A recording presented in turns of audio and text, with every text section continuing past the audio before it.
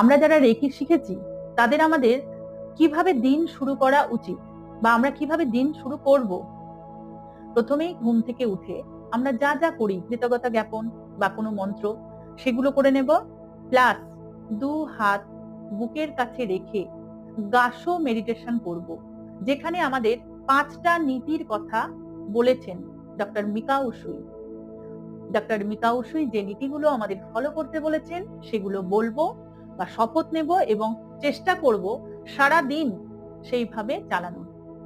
প্রথম শপথ, শুধুমাত্র আজকের দিনের জন্য আমি কৃতজ্ঞ চিত্তে জীবন যাপন করব। এর মানে হচ্ছে আপনার কাছে যাই আসুক, যা আছে তার জন্য আপনি কৃতজ্ঞ হতে হবে, শুধুমাত্র সেই দিনের জন্য। শুধুমাত্র আজকের দিনের জন্য আমি সৎ পথে জীবন যাপন করব।